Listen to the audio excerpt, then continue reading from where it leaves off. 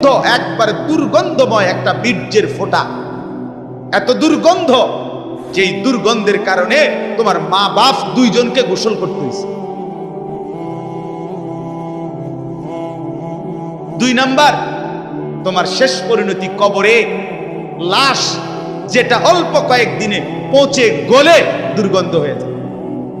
3 number, তুমি যে এখন হাঁটা চলা করতেছ, তোমার পেটে যদি ছিদ্র করে, ফুঁক পারে, ছিদ্র করে বের হবে দুর্গন্ধময় কতগুলো পায়খানা। তাহলে যার শুরু দুর্গন্ধ, যার শেষ লাশের পচা দুর্গন্ধ, যার পেটে বহন করছো দুর্গন্ধময় পায়খানা, তুমি মাতবরি করো কেমন? কেমন জিন্দিগি ভাই, কেমন জীবন এটা? ঘন্টার পর ঘন্টা, 3 ঘন্টা মোবাইল টিপে কেমনে একজন মানুষ? 5 ঘন্টা মোবাইল টিপে কেমনে রে ভাই? তুমি মানুষ না প্লাস্টিক?